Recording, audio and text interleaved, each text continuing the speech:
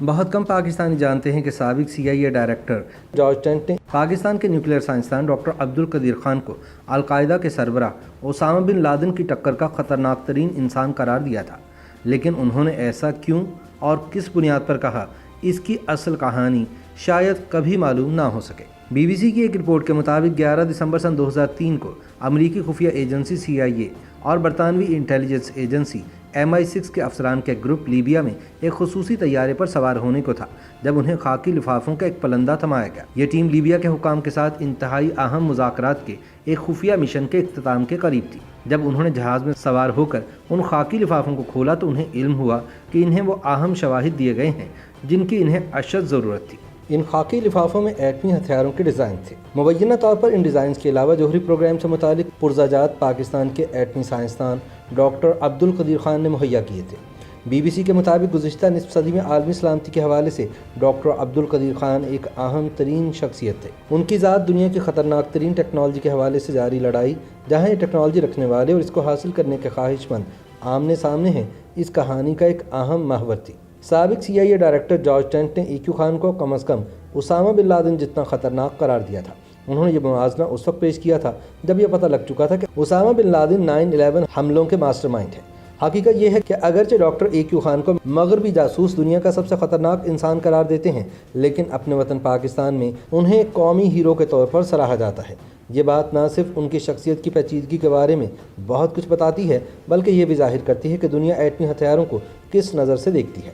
70 کی دہائی میں ڈاکٹر عبدالقدیر خان یورپ میں ایٹمی جاسوس بن کر نہیں آئے تھے، لیکن وہ ایک جاسوس بن گئے تھے۔ وہ سن 1970 کی دہائی میں نیدرلینڈ میں کام کر رہے تھے جب ان کے ملک پاکستان نے سن 1971 کی جنگ میں شکست کے بعد اور انڈیا کی ایٹمی ترقی سے خوفزدہ ہو کر ایٹم بم بنانے کی مہم شروع کی تھی۔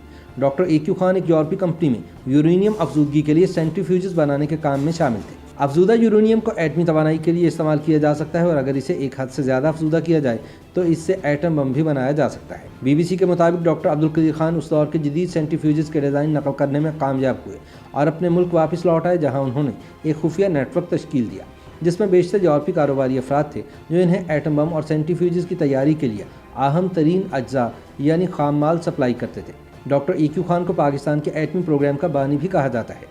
انہوں نے نہایت احتیاط کے ساتھ اپنی ایک کہانی تیار کی جس نے انہیں انڈیا کے خطرے کے خلاف پاکستان کی حفاظت کے لیے ایٹم بم تیار کرنے والے قومی ہیرو کا درجہ دلوا دیا۔ ڈاکٹر عبدالقدیر خان نے ایٹمی ہتھیاروں کے اجزاء فراہم کرنے والے اپنے خفیہ نیٹ ورک کو درآمد سے برآمد کی طرف موڑ دیا اور وہ دنیا بھر میں گھومنے والی ایک شخصیت بن گئے اور انہوں نے کئی ممالک کے ساتھ معاہدے اور سودے کیے۔ ان میں سے بہت سے ممالک کو مغربی ممالک باغی ریاستیں سمجھتے تھے۔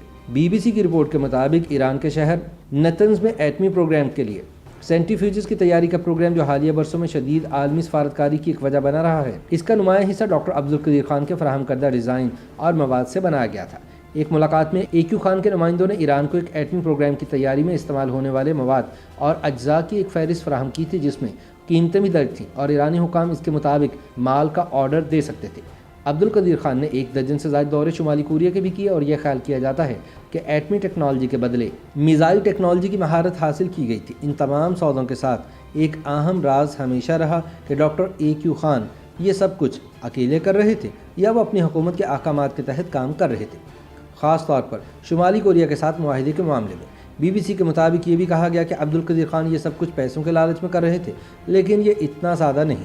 وہ اپنے ملک کی قیادت کے ساتھ مل کر کام کرنے کے ساتھ ساتھ جوہری ہتھیاروں پر مغربی ممالک کی اجارہ داری کو ختم کرنا چاہتے تھے۔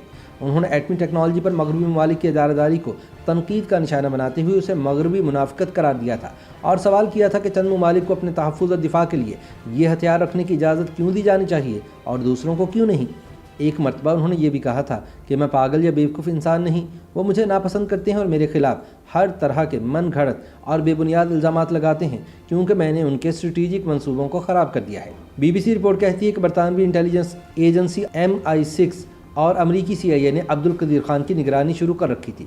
انہوں نے ان کے بین الاقوامی دوروں پر نظر رکھنا شروع کی، ان کی فون کالز کو ٹیپ اور پکڑنا شروع کر دیا اور ان کے نیٹ ورک میں گھس گئے اور اس کے لیے انہوں نے EQ خان کے نیٹ ورک میں شامل افراد کو بھاری رقوم کی پیشکش بھی کی۔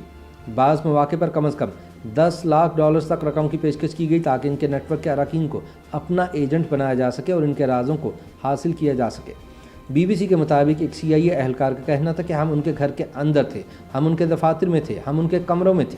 9/11 کے حملوں کے بعد خطرہ بڑھ گیا تھا کہ دہشت گرد بڑے پیمانے پر تباہی پھیلانے والے ہتھیاروں تک رسائی حاصل کر سکتے ہیں، اور یہی مشکل اور پیچیدگی پاکستان سے نمٹنے اور اسے ڈاکٹر AQ خان کے خلاف کارروائی کرنے پر آمادہ کرنے میں تھی۔ BBC کا دعویٰ ہے کہ مارچ سن 2003 میں جب برطانیہ اور امریکہ عراق پر بڑے پیمانے پر تباہی پھیلانے والے ہتھیاروں کی وجہ سے حملہ کر رہے تھے تو لیبیا کے رہنما کرنل معمر قذافی نے یہ فیصلہ کیا کہ انہیں اپنے ایٹمی پروگرام کے منصوبے سے چھٹکارا حاصل کرنے کی ضرورت ہے۔